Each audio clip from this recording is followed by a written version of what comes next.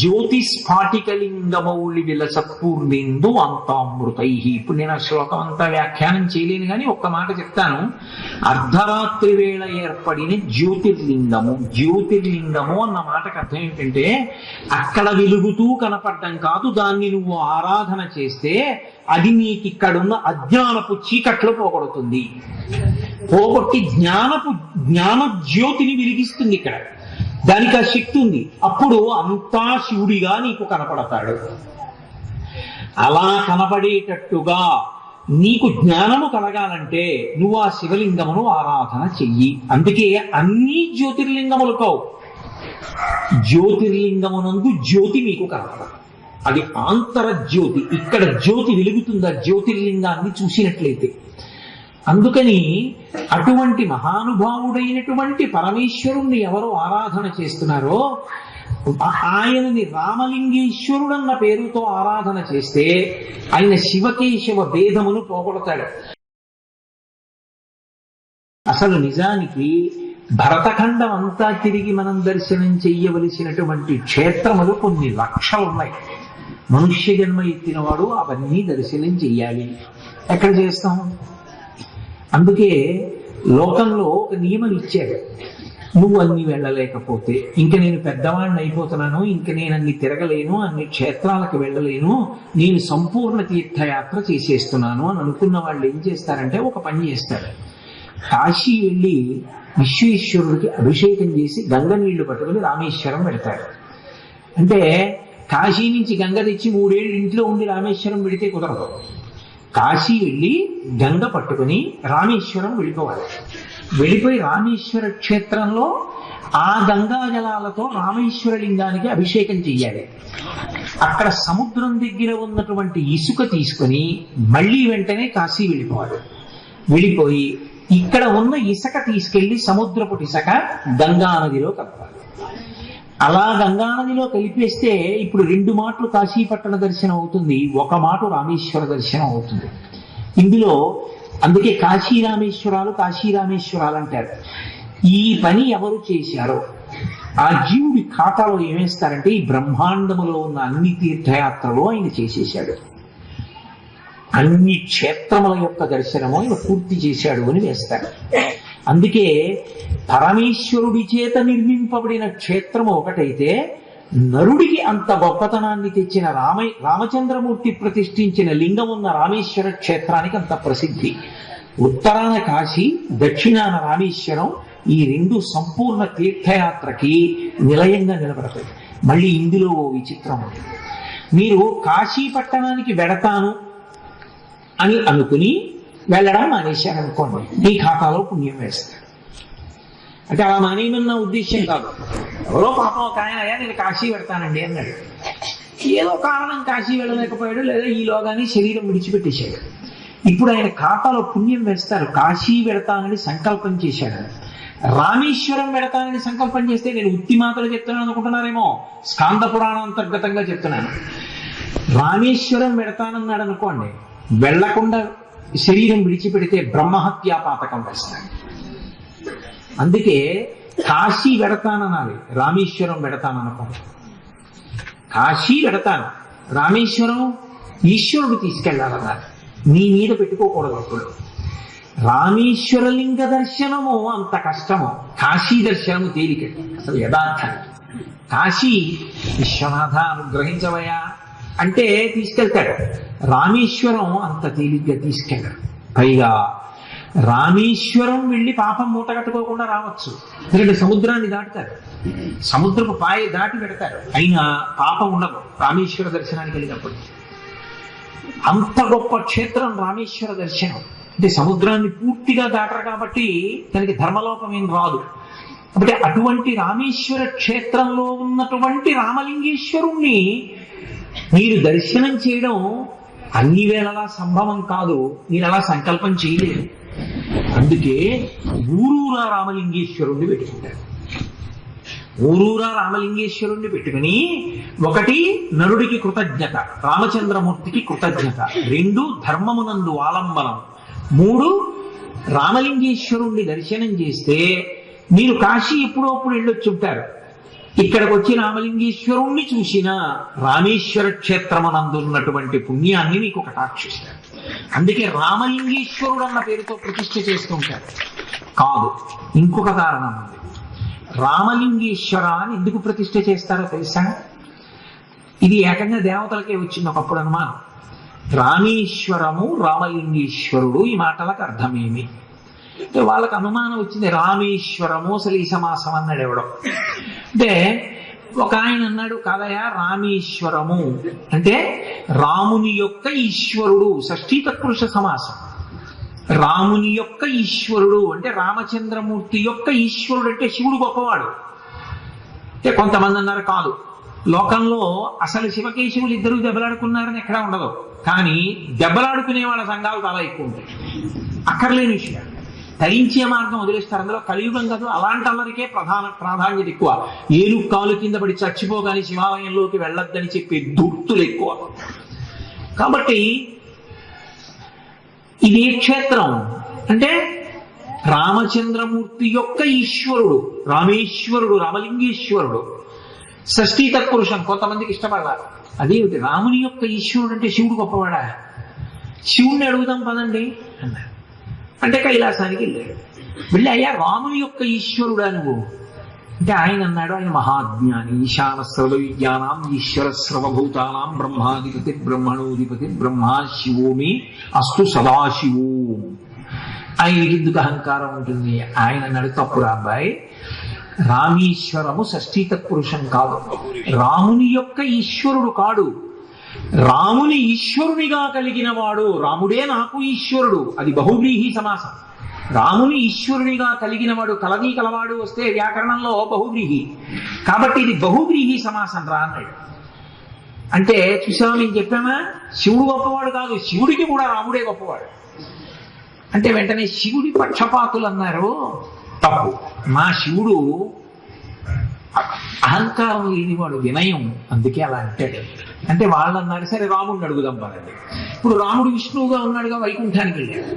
వెళ్ళి వైకుంఠంలో ఆయన అడిగారు, అయ్యా స్వామి, రామేశ్వరము రామలింగేశ్వరము బహువ్రీహి కదూ, రాముని ఈశ్వరుడిగా కలిగిన వాడు, నువ్వు ఈ శివుడికి ఈశ్వరుడివి అవునా అన్నాడు. అంటే ఆయన అన్నాడు, తప్పు, శివుడు అలా అంటాడు, అబద్ధం, ఆయనకి నిరాడంబరత్వం, అందుకు అలా అంటాడు.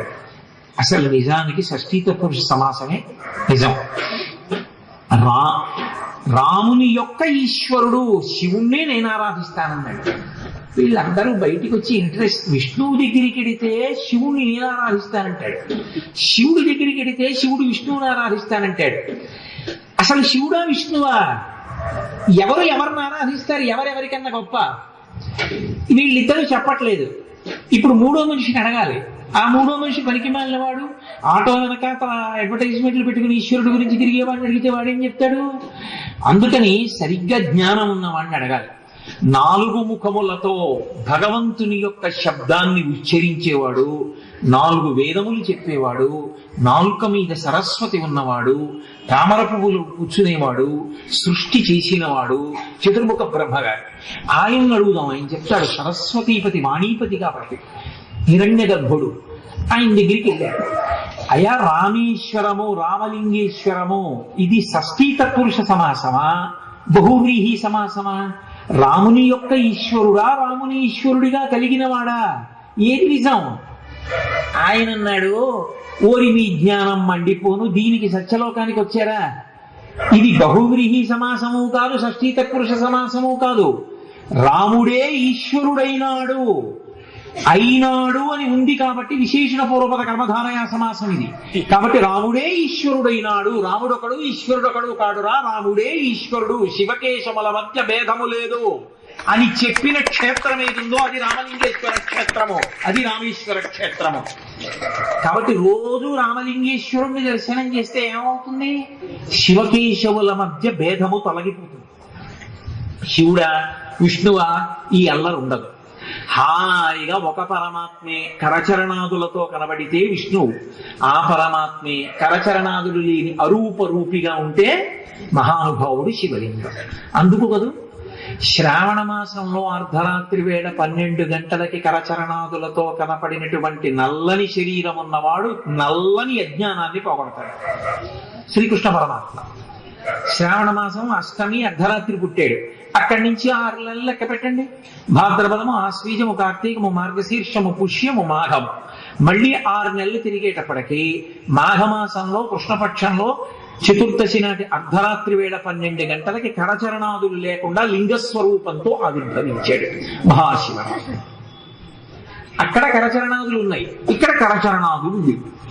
మరి ఏమంటే మాస శివరాత్రులు ఉన్నాయి కదా, ఇది మహాశివరాత్రి ఎందుకైంది మాఘమాసంలో అంటే, మాఘమాసంలో వచ్చినటువంటి చతుర్దశి నాటి అర్ధరాత్రి వేళ ఆవిర్భవించిన లింగం ఏదుందో అది జ్యోతిర్లింగము. అందుకే మనం మిగిలినవి శివాలయాలన్నా లింగాలన్నా 12 మాత్రం జ్యోతిర్లింగాలని పిలుస్తాం. 12 జ్యోతిర్లింగములు. నిజానికి మిగిలినవన్నీ కలిపి జ్యోతిర్లింగములు లేవు. లోకంలో ఒక ఆచారం ఒకటి ఉంది, జ్యోతిర్లింగార్చన చేశాము అని శివలింగాన్ని జ్యోతుల రూపంలో పెట్టి ఆరాధన చేస్తూ ఉంటారు. కానీ మీరు జాగ్రత్తగా ఆలోచించండి, శాస్త్రంలో ఒక జ్యోతి లింగ స్వరూపం. జ్యోతులన్నీ కలిపి లింగం అవదు, ఒక జ్యోతి లింగము. అందుకే యజుర్వేదంలో రుద్రాధ్యాయానికి ప్రారంభంలో ధ్యాన శ్లోకం ఏమంటుందంటే, ఆపాతాళన భక్తలంత భువన బ్రహ్మాండమా విస్ఫుర జ్యోతి స్ఫాటిక లింగ. పాతాళం నుంచి బ్రహ్మాండం పై వరకు ఒకే శివలింగం ఏర్పడింది, జ్యోతిర్లింగం. జ్యోతిర్లింగం అంటే ఏమిటి అసలు? కాశీలో జ్యోతిర్లింగం ఉంది, సౌరాష్ట్రే సోమనాథం చ శ్రీశైలే మల్లికార్జునం ఉజ్జయిన్యాం మహాకాళం చదువుతుంటాం కదా. జ్యోతిర్లింగం అంటున్నారు కదా, పోలి మిగిలిన వదిలేయండి. శ్రీశైలం మీ అందరూ వెళ్ళిందే, కాశీ మీ అందరూ వెళ్ళిందే. శ్రీశైలంలో లోపల శివలింగం ఉందా, దీపం ఉందా? జ్యోతి అంటే దీపం కదా, మరి అక్కడ దీపం ఉందా, శివలింగం ఉందా? శివలింగం ఉంది, అదేం జ్యోతి కాదుగా. నేను తలుపులన్నీ వేసి లైట్ అర్పించాను అనుకోండి, శివలింగం ఎక్కడుంది చెప్పంటే చెప్పగలరా? మీకు ఇంకో దీపం ఉండాలి కదా. ఇంకో దీపం అక్కడ వెలిగితే మొట్టమొదటిసారి వెళ్ళిన వాడికి కళ్ళ గంతల కట్టో లేకపోతే చీకట్లో కటిక చీకట్లోనో తీసుకెళ్లి తలుపులు వేసేసి శ్రీశైలం అంతరాలయంలో ఒరే ఎక్కడుందిరా శివలింగం అన్నారు అనుకోండి, చెప్తాడా? ఓ ప్రమిది చేతికి ఇచ్చారనుకోండి, అదిగోనండి లింగం అంటే. ఇప్పుడు అది జ్యోతిర్లింగం అయితే జ్యోతి ఎందుకు కావాల్సి వచ్చింది నీకు? మరి అది దీపం అయితే దీపాన్ని చూడడానికి దీపం ఉంటుందా? లోకంలో ఏదైనా ఒక వస్తువుని చూడడానికి దీపం ఉంటుంది, కానీ దీపాన్ని చూడడానికి దీపం పెడతాడా ఎవడైనా? పెట్టడు. మరి జ్యోతిర్లింగాన్ని చూడడానికి జ్యోతి ఎందుకు అవసరమైంది నీకు?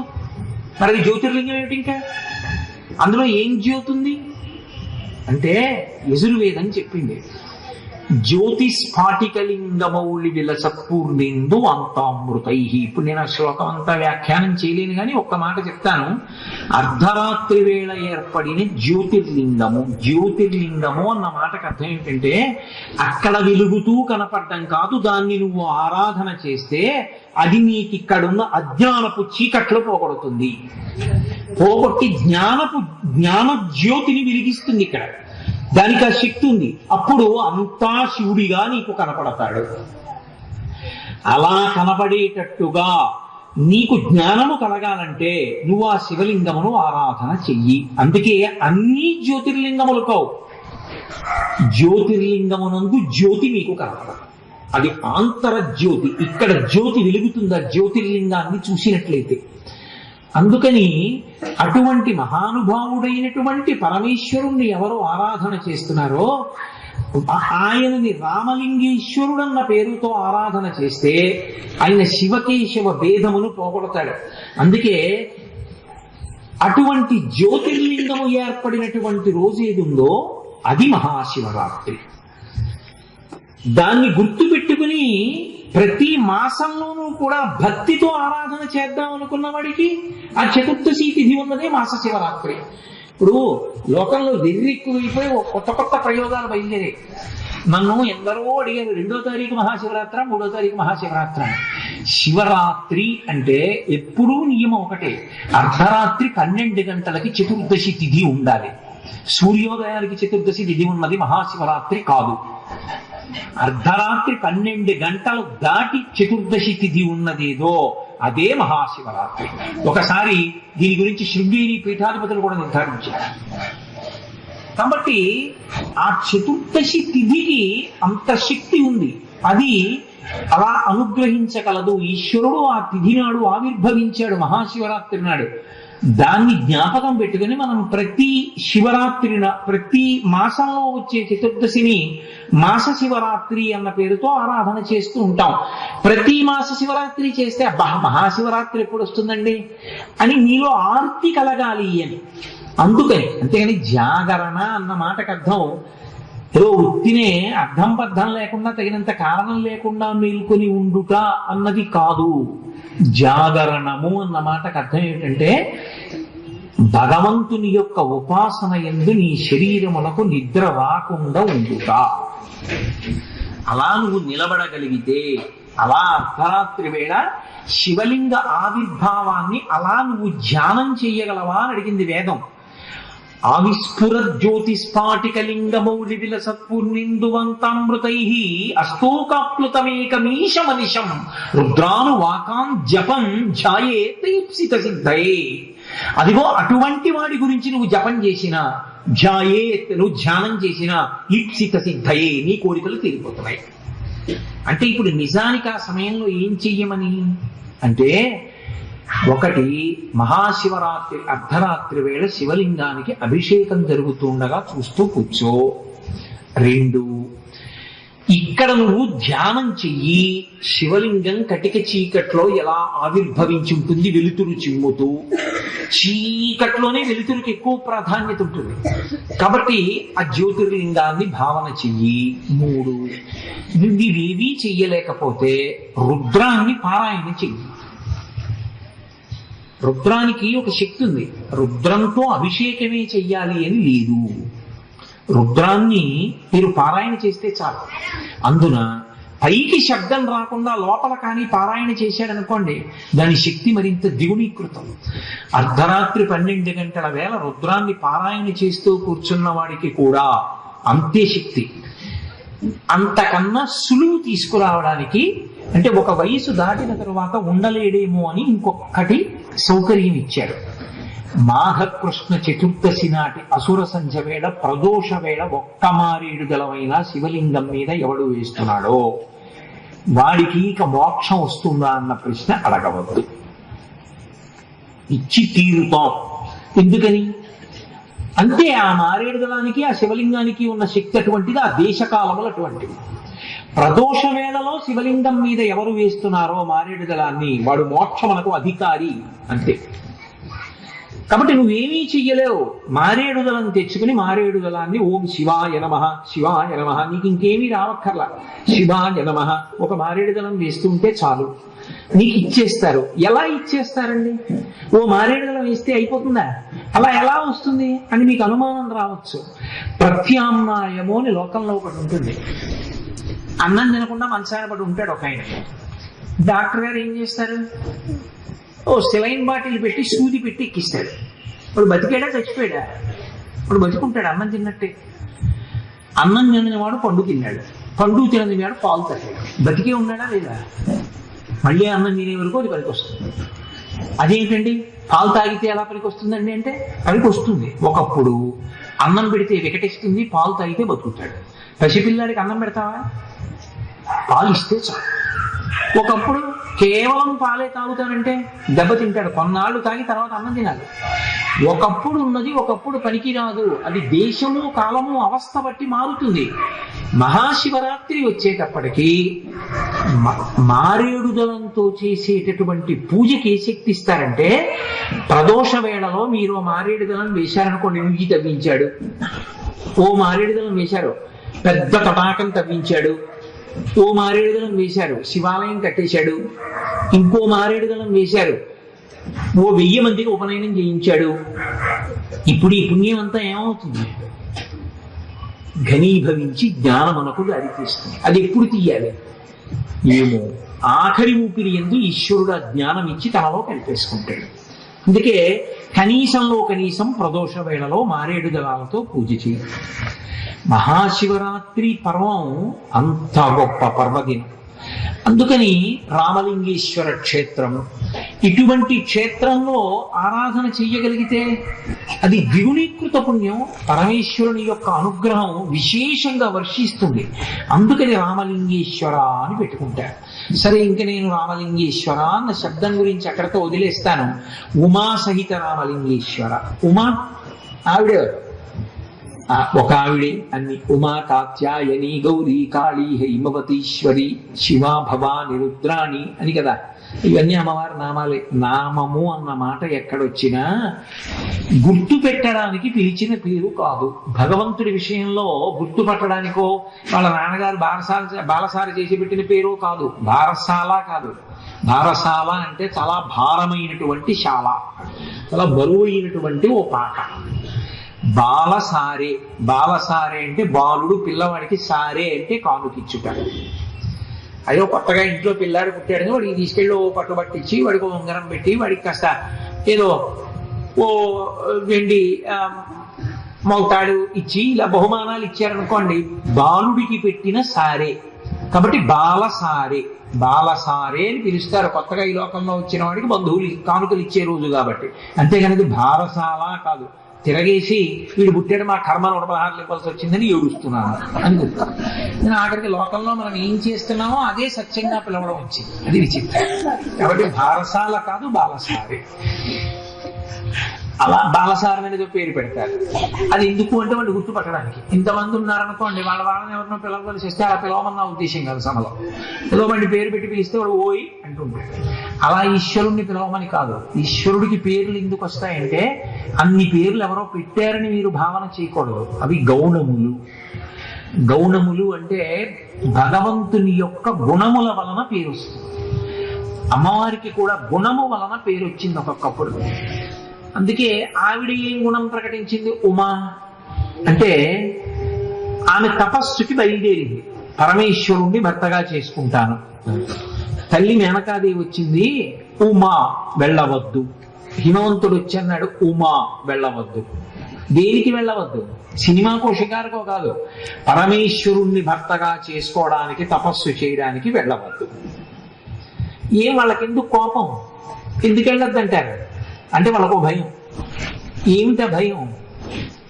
ఆవిడ పరమశివుడు తపస్సు చేస్తూ ఉంటే సేవ చేసింది ఇంతకుముందు. సేవ చేస్తే ఈవిడికి ఆయన్ని భర్తగా చేసుకుందామని ఉంది. నిజానికి ఆయన కూడా ఆవిడ్ని భార్యగా చేసుకుందామని తపస్సు చేశాడు. నిజ తపఫలాభ్యాం అన్నారు కూడా శంకరాచార్యుల వారు. మరి ఏమిటి అభ్యంతరం? మన్మధుడు బాణం వేశాడు.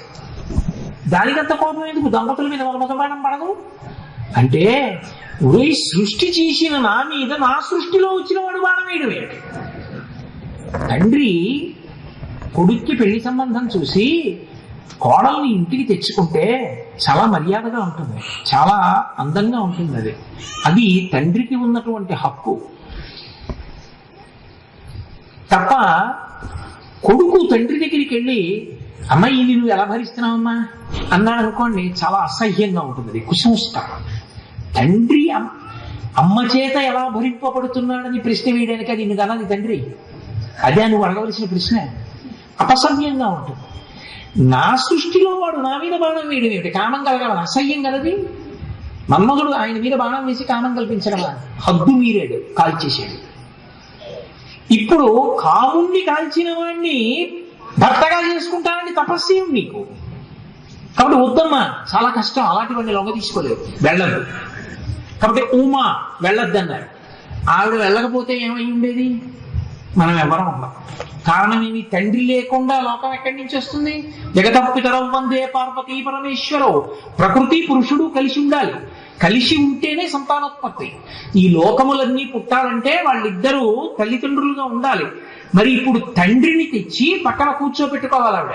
తండ్రి అంటే మన తండ్రిని ఆయన చేత తాళి కట్టించుకోవాలి. ఆయన ఇష్టపడి తాళి కట్టి కామేశ్వరుడై పక్కన వచ్చి కూర్చుని అమ్మవారిని సంతోషంగా చూస్తే తప్ప జగత్తు ఉత్పత్తి కాదు. ఇప్పుడు ఆవిడ ఉమా అంటే తపస్సుకి వెళ్ళవద్దు, ఆవిడ ఎందుకు వెడతాను. పెంచితనానికా హఠానికా కాదు, రెండు కారణాల కంటే.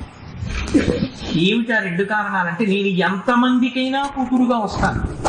ఒకప్పుడు దక్షుడికి వచ్చాను దాక్షాయిని, ఒకప్పుడు భృగు మహర్షికి వచ్చాను భార్గవి, ఒకప్పుడు అదిగో ఆ దక్షిణ భారతదేశంలో ఆ మలయ శబ్దం చేత పిలవబడేటటువంటి మధురా నగరాన్ని పరిపాలించినటువంటి రాజుకి కుమార్తెగా వచ్చింది మీనాక్షి. అలాగే ఒకనకొకప్పుడు హిమవంతునికి కుమార్తెగా వచ్చింది హిమగిరి తనయే హేమలతే. కాబట్టి హిమగిరి యొక్క కుమార్తె అయిన హేమలత, బంగారు తీగ, అటువంటి కుమార్తెగా వచ్చింది కాబట్టి హైమవతి. ఎంతమందికైనా కూతురవుతుంది, భార్య మాత్రం ఒక్క పరమేశ్వరుడికి. అది ఆవిడ పాతివ్రత్యం. భర్త ఒక్కడే, అసలు ఇంకొక మాట అనడానికి వీల్లేదు ఎవడో. ఆయన ఒక్కడే పతి. ఆమె వంక ఆడదానిగా చూసే అధికారము పరమేశ్వరునికి ఒక్కనికే. అందుకే ఆమెను కామముతో చూసేవాడు ఎవరు అంటే శివుడు ఒక్కడే. అందుకే ఆవిడ శివకామ సుందరి, మనందరికీ అఖిలాండీశ్వరి, మనకందరికీ జగన్మాత, ఆమె మన అమ్మ. అంటే అలా కాకుండా నేను పురుషుణ్ణి అని ఎవరైనా నిలబడ్డాడో, శివే శృంగారార్ధ్ర తదితరజనే కుత్సమపర, నేను పురుషుణ్ణని అమ్మవారి దగ్గరికి వెళ్ళి నిలబడే వాటి పట్ల అమ్మవారి కన్ను ఎర్రబడుతుంది అన్నారు శంకరాచార్య వారు. ఆవిడ అమ్మ దగ్గర ఇంకొకలా చూడకూడదు. అమ్మే అంతే. పాలు పొంగితే నీళ్లు చల్లితే లోపలికి వెళ్ళిపోవాలి గిన్నెలోకి, అది దాని ధర్మం. అమ్మ అంటే కామం వెనక్కి వెళ్ళిపోవాలంతే. అటువంటి జగదంబ మనకి ఆమె లోకములకు తల్లి గుర్తు చేస్తుంది ఉమా అన్న శబ్దంతో. రెండవది, ఆమె లేని నాడు సృష్టి లేదు. ఆమె పరమేశ్వరుణ్ణి పొందింది కాబట్టి భర్తగా మనందరం ఉన్నాం. మనం మళ్ళీ పరమేశ్వరుణ్ణి చేరుకోవడానికి ఆవిడే మార్గం. అందుకే ఉమా అన్న శబ్దం ఎక్కడున్నా ఇన్ని విషయాలను ఆవిడ సూచిస్తుంది. మహాపతివ్రత, పెళ్లి కాని వాళ్ళకి పెళ్ళవుతుంది ఉమా శబ్దం. ఎందుకంటే ఆవిడ పెళ్లి కోసం బయలుదేరినప్పుడే ఉమా శబ్దం వాడబడింది. అందుకే ఎక్కడ ఉమాదేవతారాధన జరుగుతుందో అక్కడ పెళ్లిళ్ళు అవుతాయి. ఆవిడ లోకములను కన్న తల్లి ఉమా అన్న శబ్దంతో ఆరాధన చేస్తే బిడ్డలు పుడతారు. ఉమా అన్న శబ్దంతో ఆరాధన చేస్తే జ్ఞానము కలిగి తండ్రిలో కలిసిపోతారు. ఉమా అన్న శబ్దంతో పిలిస్తే జగత్తునంతటిని ఆవిడ రక్షిస్తుంది మీనాక్షి. ఆవిడ చూపులతో కాపాడుతుంది. అందుకే పూర్వం ప్రతి 5 కుటుంబాలలోనూ ఒక కుటుంబంలో ఆడపిల్లకి ఉమాదేవి అని పేరుండేది. నాకు బాగా గుర్తు, నా చిన్నతనంలో కూడా పెద్ద ఉమ, చిన్న ఉమ, బుల్లి ఉమ ఇంతమందిని అనేవారు. కారణం ఏంటంటే అందరిళ్లలోనూ ఉమాదేవి ఉండేవారు. ఉమాదేవి లేని ఇల్లు ఎక్కడా ఉండేది కాదు. ఎందుకంటే ఉమా అన్న శబ్దం చాలు. అసలు ఇంట్లో ఉమా ఉమా అని పిలుస్తూ ఉంటే అమ్మవారు విశేషమైనటువంటి ప్రసన్నురాలవుతుంది. ఆ ఇంట అన్ని సమకూడుతాయి. అటువంటి తల్లి, అటువంటి పేరున్న అమ్మ ఉమాదేవి. ఇప్పుడు ఉమాసహిత రామలింగేశ్వరుడు, ఎంత గొప్ప క్షేత్రం ఇది. పేరు పెట్టుకోవడం అంటే ఏదో పేరు పెట్టుకోవడం కాదు, పేరు పెట్టడంలో పెద్దల యొక్క నైపుణ్యం పైకొస్తుంది. ఎంత గొప్ప పేరు ఇచ్చారో చూడండి, ఉమాసహిత రామలింగేశ్వర స్వామి. ఇప్పుడు ఆ తల్లి ముందుకెళ్ళి ఆ భావనతో నిలబడ్డాడనుకోండి, ఇన్ని మాటలు నిలబడాలి, ఇన్ని మాటలు నమస్కారం చేస్తే ఆవిడ అనుగ్రహం కలుగుతుంది. అంటే శంకరాచార్యులు వారు అన్నారు, ఆ శబ్దము యొక్క అర్థము ఎవడికి తెలిసిందో, ఆ అనుబంధము ఎవడు పెంచుకున్నాడో, ఎవడు ఆభక్తితో నిలబడగలడో వాడు ఎన్నో మార్లు పిలవక్కర్లేదు, ఎన్నో మార్లు నమస్కరించక్కర్లేదు. సకృన్నత్వా నత్వా, సకృత్ అంటే ఒక్కసారి అటువంటి వాడు తెలిసి నమస్కరిస్తే అంతే, వాడు పండిపోయినట్టు. ఉమా శబ్దానికి ఉన్న గొప్పతనం, నీకు ఉమా అన్న మాటకు అర్థం తెలిసి ఒకేసారి నమస్కరించారనుకోండి పరమ భక్తితో. ఇప్పుడు నేను మీకు చెప్తుండగా మన దేవాలయంలో ఉన్న అమ్మవారు ఇంత గొప్పదా అన్న భావనతో మీరు సంతోషంతో ఇలా అనుకున్నారనుకోండి చాలని. అందుకే శంకరులు అభయం ఇచ్చారు లోకానికి, సకృన్నత్వా నత్వా అని. ఒకసారి నమస్కరిస్తే ఆవిడ అనుగ్రహించేస్తారు. అంటే అంత బహుప్రసన్నురాలు. అనుగ్రహము అంటే ఎలా ఇస్తుంది, ఎలా తెలుస్తుంది అనుగ్రహించిందని? అంటే తల్లిది మీనదీక్ష ఆవిడ అనుగ్రహించడము అంటే మీకు తెలియక్కర్లేదు, ఆవిడ చూస్తుంది ఒక్కసారి అంతే. మీరు చూడండి, లోకంలో ఎదురుగుండా నిలబడిన వాళ్ళు చాలా మంది ఉన్నారనుకోండి, వాళ్ళ వంక చూశామా అంటే చూస్తాం, చూడలేదా అంటే చూడం. ఎందుకని? అంతమంది నిలబడి ఉన్నారనుకోండి, నేను ఇలా మధ్యలోంచి వెళ్ళిపోయాను అనుకోండి, నాకు వాళ్ళ వంక చూసే అవకాశం ఉంటుందా? ఉండదు. అందుకే ఉమాదేవి అన్న పేరుంటే ఒక లక్షణం ఉంటుంది. ఏమిటుంటుందో తెలుసా అండి? ప్రణిపాత మనకు అనుగ్రహిస్తుంది. అందుకే రామాయణంలో సుందరకాండలో మహర్షి ఒక రహస్యం చెప్తారు. ప్రణిపాత ప్రసన్నాహి మైథిలీ జనకాత్మజ అలమేష పవిత్రాతుం రాక్షసో హతో భయాత్ అంటారు. ఉమా అన్న తల్లి దగ్గరికి వెళ్ళి మీరు నేల మీద పడ్డారనుకోండి, అంతే, ఆవిడ అనుగ్రహిస్తుంది. కారణం ఏమిటి? ఇప్పుడు అంటే అలా పడమని నేను చెప్పట్లేదు సుమండి, అది ఇబ్బంది కూడా, అలా చేయకూడదు. నేను ఇలా వెళ్ళిపోతుంటే ఎవరో అడ్డంగా పడ్డారనుకోండి, నేనేం చేయాలి? ఎప్పుడు దూకేసి వెళ్ళిపోతానా? ఆగుతాను కదా. ఆయన లేవలేదనుకోండి, ఏం చేయాలి? నేను వంగి అయ్యా లేవండి, ఎందుకు అలా బెంగపెట్టుకుంటారు?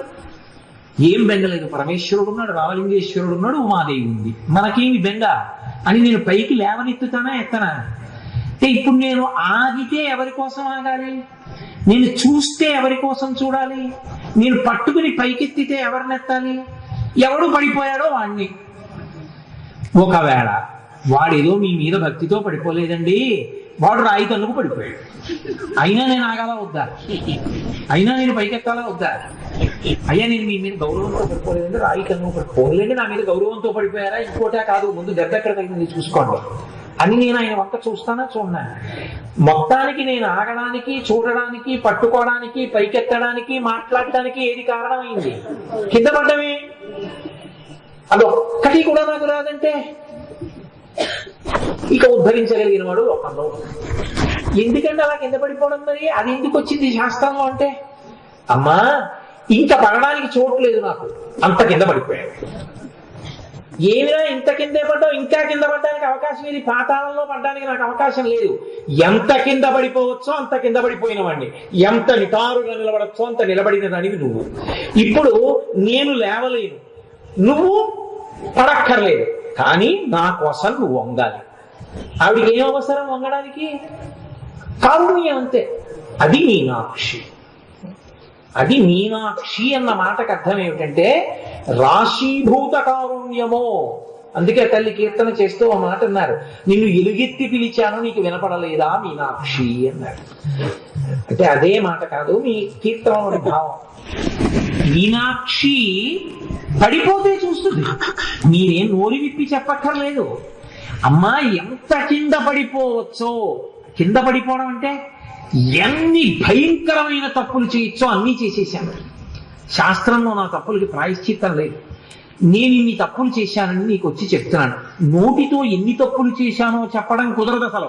అజ్ఞానినామయా దోషాం అశేషాం విహితాం హరే. ఎన్ని చేశాడో చెప్పట, అశేషాం చెప్పడం కుదరదగా. అది గడుచుతనం అంటే.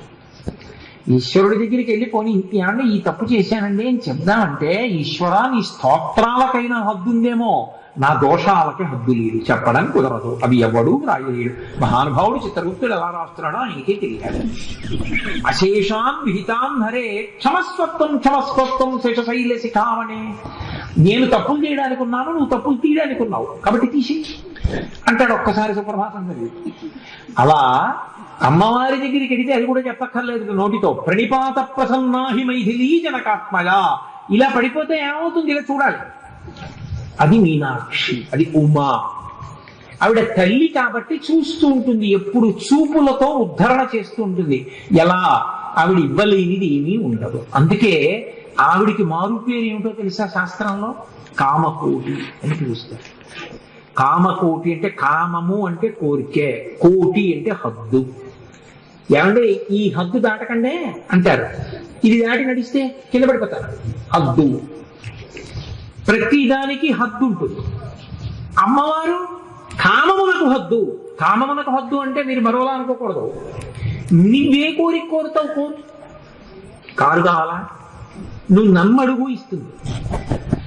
అమెరికా అధ్యక్షుడిని అయితేనండి చేస్తున్నానన్ను అంటే వాంఛితార్థ ప్రదాయిని. ఆ కోరిక నీకు ఇస్తే నువ్వు బాగుపడతావు అంటే ఇస్తుంది, నువ్వు పాడైపోతావు అంటే ఇవ్వదు. అది గుర్తుపెట్టుకోవాలి. ఏమంటే మీరు అలా అన్నారు, నేను అడిగాను నాకు ఇవ్వలేదు ఏమండి అంటే, చిన్నపిల్లాడు 3 మాటలు నువ్వులు గుండు వేసుకుని అన్నం తింటానంటే అమ్మ పెట్టదు. అయిపోయిందిరా అని డబ్బా దాచేస్తుంది. ఏ కోపమా? వాడికి కానీ నువ్వులు గుండా అన్నం ఎక్కువ పెడితే వేడి చేసి దగ్గు వస్తుంది వాడికి. అందులో ఒక్క మాట వేసి అయిపోయిందిరా అంటే మళ్ళీ 2 రోజులు పోయాక పెడుతుంది కాస్త సబ్బుజాలు ఇచ్చి. అమ్మకి తెలుసు ఎంత పెట్టాలో, ఎప్పుడు పెట్టాలో. పెట్టడము తెలుసు, పెట్టకుండా ఉండడము తెలుసు. పెట్టడం కారుణ్యం, పెట్టకపోవడం కారుణ్యం. ఆవిడ నీకు ఇవ్వలేదంటే కారుణ్యం అని నమస్కారం చెయ్యి, అది భక్తి పండిందని గుర్తు. కాదు నాకు ఇవ్వలేదని నువ్వు ఆవిడ మీద పగబెట్టుకుంటానంటే నువ్వు పచ్చికాయని గుర్తు. పగబెట్టుకు చేసేది ఉంది. రామాయణంలో అయోధ్యకాండలో రాముడు మాట అంటాడు, అసంకల్పితమై వేధ యతకస్మాత్ ప్రవర్తతే నివర్త్యారంభమారబ్ధం అముదైవస్య కర్మ తత్ అంటాడు. నువ్వు లోకంలో ఎదురుకుంటా దశరథ మహారాజు గారు రాజ్యం ఇవ్వలేదని లక్ష్మణ ఆయనతో దెబ్బలాడదాం అంటున్నావు, బానే ఉంది. మరి నిన్న రాజ్యం ఇస్తానన్నవాడెవరు? నిన్న రాత్రి నేను వెళ్ళి అడిగానా నాన్నగారిని నాకు రాజ్యం ఇమ్మని? నేను అడగలేదు. రామా ఇలానా అని కబురు చేసి పక్కన కూర్చోబెట్టుకుని, రామా నీకు రాజ్యం ఇస్తానన్నది ఎవరు? నాన్నగారే. నాన్నగారు పిలిచి రాజ్యం ఇస్తానన్నప్పుడేమన్నావు? అబ్బా నాన్నగారు ఎంత మంచివారో ఎంత మంచివారో ఎంత మంచివారో అన్నాం. తెల్లవారేటప్పటికి ఇవ్వనన్నది ఎవరు? నాన్నగారే. అంటే ఇస్తానంటే నాన్నగారు, ఇవ్వనంటే నాన్నగారు కాదా? ఇచ్చినా నాన్నగారే, ఇవ్వకపోయినా నాన్నగారే. మరి ఇస్తానన్న నాన్నగారు ఇవ్వకుండా చేసిన వాడెవరు? వెనకనున్న ఈశ్వరుడురా. నీకు ఎదురుగుండా ఉన్న తండ్రి కనపడతాడేమో, వెనకనున్న పరమేశ్వరుడు కనపడతాడు. ఎవరితో యుద్ధం చేస్తావు? అనుదైవస్య కర్మ తత్. అందుకని ఈశ్వర శాసనాన్ని అనువర్తించు, ధర్మాన్ని మాత్రం మొదలుపెట్ట. ధర్మాన్ని పట్టుకుని నడుస్తూనే ఉండంటాడు. వాంఛితార్థ ప్రదాయిని భగవతి విషయంలో కూడా అంతే. అమ్మా నువ్వు ఇచ్చావు, ఏదో అదృష్టం ఉంది. అమ్మా నువ్వు ఇవ్వలేదు, ఎందుకో నాకు పెట్టలేదు, ఇది పెడితే నేను పాడైపోతానన్నమాట. కాబట్టి నువ్వు నన్ను అనుగ్రహించావు. ఒక్కొక్కడ చూడండి, రైల్లో రిజర్వేషన్ దొరకలేదని ఎడుస్తాడు. ఆ రైల్లో రిజర్వేషన్ దొరకకుండా రైలు వెళ్ళిపోయి 2 కంపార్ట్మెంట్లు కాలిపోయి అనుకోండి, అమ్మ బాబోయ్ దొరకలేదు ఎంత అదృష్టం అంటున్నావు. దొరకకపోయిన తర్వాత సంతోషిస్తాడు ఒక్కొక్కడు. నాకు హైదరాబాద్ లో మందనం, హైదరాబాద్ కాదు చిత్తూరులో, వారి గురించే నేను ఇప్పుడు దాకా గోపాలకృష్ణ గారితో కారులో మాట్లాడుతూ వస్తున్నా. పేరు చెప్పడం బాగున్నది కానీ ఆయన నాతో మాట అన్నారు, నేను ఫలానా వాడితో కలిసి ఓ ఫ్యాక్టరీ నడిపానండి, వాడు నా షేర్ క్యాపిటల్ ఇచ్చి బలవంతంగా బయటికి నెట్టేశాడు, అయ్యో చూడరా ఎలా అన్యాయం చేశాడు అని వచ్చేసాను. కానీ వాడు ఆ తర్వాత అన్యాయమైన వ్యాపారం చేశాడు, నేను వద్దంటానని. ఆ తర్వాత వాడిని పట్టుకుని జైల్లో పెట్టారు. వాడు ఇప్పుడు 12 ఏళ్లు కారాగార శిక్ష పడి బయటికి రాలేదు. అందులో నేను కానీ ఉండుంటే నన్ను కూడా లోపల పెట్టేద్దరు. చూశారా పంపించేసినప్పుడు బయటికి రావడం ఎంత మంచిదేందో. పరమేశ్వర అనుగ్రహం అంటే ఇలా ఉంటుంది కాబోలు అన్నాడు. నేను అప్పుడు అనుకున్నాను వాంఛితార్థ ప్రదాయి. కాబట్టి ఇవ్వకపోవడంలో అమ్మవారి అనుగ్రహం ఉంటుంది, ఇవ్వడంలో అమ్మవారి అనుగ్రహం ఉంటుంది. ఒక్కొక్క నాడు అలా ఉంటుంది. అది తెలుసుకోగలిగితే భక్తి పండింది అంటారు. కాబట్టి ఆ తల్లి ఉమా. కాబట్టి ఇప్పుడు ఉమారామలింగేశ్వరుల దేవాలయము ఎంత గొప్ప దేవాలయంలో మీరున్నట్టు, ఎంత గొప్ప దేవాలయం స్వర్ణోత్సవాన్ని జరుపుకుంటున్నట్టు. స్వర్ణోత్సవం ఏమి? అసలు శివాలయం కాలముతో నియమనం లేకుండా అలా ఎప్పటికీ ఉంటుందంతే. వాళ్ళిద్దరూ ఆది దంపతులు. వాళ్ళు ఇవాళ ఉండడం రేపు ఉండకపోవడం, లేకపోతే అంతకు ముందు బలానాప్పుడు లేకపోవడం, ఇవాళ ఉండడం అలా ఏం ఉండదు. అందుకే శంకరాచార్యులు వారు స్తోత్రం చేస్తూ ఒక మాట అంటారు, నమశివాభ్యాం నవ యవ్వనాభ్యాం పరస్పరాశ్లిష్ట వపుద్ధరాభ్యాం నగేంద్ర కన్యా వృషకేతనాభ్యాం నమో నమశంకర పార్వతీభ్యాం. నేను పార్వతీ పరమేశ్వరులకు నమస్కరించుచున్నాను. దాన్ని ఆయన ఉమామహేశ్వర స్తవం అని పిలిచాడు. అందులో కూడా ఆయన ఉమా అన్న పేరే వాడారు. శంకరాచార్యుల వారు ఎక్కువగా అమ్మవారిని పిలిచిన పేర్లలో ఒక పేరు ఉమా, రెండవది శివి. ఈ 2 ఎక్కువ పిలుస్తారు. అందులో ఉమామహేశ్వర స్తవం అంటూ ప్రారంభం చేసి అందులో వాడారు ఆయన ఈ శ్లోకాన్ని. మొదటి శ్లోకంగా వాడారు, నమశివాభ్యాం నవ యవ్వనాభ్యాం. నేను పార్వతీ పరమేశ్వరులకు నమస్కరించుచున్నాను. ఇటువంటి వారిని నవయవ్వనాభ్యాం, ఎప్పుడు మంచి యవ్వనంలో ఉండేవాళ్ళని. అంటే ఏమండి శంకరాచార్యులు వారు స్తోత్రం చేసేటప్పటికి యవ్వనంలో ఉన్నారు, కానీ ఇప్పటికి ముసలి వాళ్ళు అయిపోయారు. అవరు ఎందుకు అవరు అంటే కాలమునందు మనం లొంగిపోతాం, వాళ్ళు కాలమునకు లొంగేవారు కాదు, కాలము వారి చేతిలో ఉంటుంది. అందుకే సూర్యచంద్రులు ఇద్దరు ఆవిడికి తాటంకములుగా ఉంటారు. మనం సూర్యచంద్రుడు కదిలితే కాలం కదులుతుంది, కాలంలో మనం పడిపోతాం. వాళ్ళకి ఆ అవసరం ఉండదు, వాళ్ళు కాలాతీతులు. కాబట్టి నమశివాభ్యాం నవయవ్వనాభ్యాం పరస్పరాశ్లిష్టవపుర్ధరాభ్యాం, ఇద్దరూ ఎప్పుడూ ఒకరినొకరు కౌగిలించుకుని ఉంటారు. అదేం పిచ్చండి, ఎందుకు అలా కౌగిలించుకుని కూర్చోవడం బాగుంటుందా? అలాగా అంటే మనకి సనాతన ధర్మమునందు ఉపాసన రహస్యం ఒకటి ఉన్నది. పురుషుణ్ణి ఒక్కడిని ఆరాధించడం కానీ, స్త్రీని ఒక్కటనే ఆరాధించడం కానీ ఉండదు. అసలు అలా ఆరాధన చెయ్యరు. రాముణ్ణి ఒక్కడనే పెట్టి ఆరాధన చేశారనుకోండి, చాలా ప్రమాదం వస్తుంది. అందుకే ఎవ్వరూ చేయరు. రామారాధన లోకంలో ఉండదు. శ్రీరాముడిగా ఆరాధన చేస్తాం. శ్రీరాముడు అంటే శ్రీకారం ఎప్పుడు పెడతామంటే భార్యాసహితుడు అని గుర్తు. అందుకే ఎప్పుడు కూడా పెళ్ళైపోయిన వాడు పేరు రాసుకుంటే ఒక్క పేరు రాసి విడిచిపెట్టకూడదు. మీరు నా దగ్గరికి పట్టుకొచ్చి అయ్యా కొంచెం మీరు ఏదో దీని మీద కాస్త మంచి మాట రాయండి అన్నారు అనుకోండి, నేను శుభం భూయా లేకపోతే మంగళం మహత్ అని రాసి సంతకం పెట్టాను అనుకోండి. నేను సంతకం పెట్టినప్పుడు చాగంటి కోటేశ్వర శర్మ అని పెట్టకూడదు, శ్రీ చాగంటి కోటేశ్వర శర్మ. అదేంటండి మీకు మీరు శ్రీ పెట్టుకున్నారు? శాస్త్రం అంతే, శ్రీకారం ఉండాలి. శ్రీకారం ఉంది అంటే దాని అర్థం ఏంటంటే ఎడం భుజం మీద ఉత్తరీయం ఉంది అని గుర్తు. ఎడం భుజం మీద ఉత్తరీయం ఉంది అంటే గుర్తు ఏంటంటే భార్య బ్రతికుంది అని గుర్తు. భార్య బ్రతికుంటే వచ్చిన ఐశ్వర్యం ఏమిటంటే వాడు యజ్ఞాధికారమును పొంది ఉన్నాడు అని గుర్తు. మంగళప్రదుడు. భుజం మీద తువ్వాలి లేదు, కుడి భుజం మీద వేసుకున్నాడంటే పాపం ఆయనకి యజ్ఞం యాగం హోమం ఏమీ చేసే అధికారం లేదండి. అమంగళకరుడు, భార్య లేనివాడు, కాబట్టి అన్నిటికీ ఆయన పనికిరాడు అని చెప్పడానికి గబుక్కుని తెలియక అడుగుతారేమో అని కుడి భుజం మీదకి ఉత్తరీయం వేసుకుంటారు భార్య లేకపోతే. ఎడం భుజం మీద తప్ప ఉత్తరీయం ఎప్పుడూ ఇంకోలా ఉండకూడదు.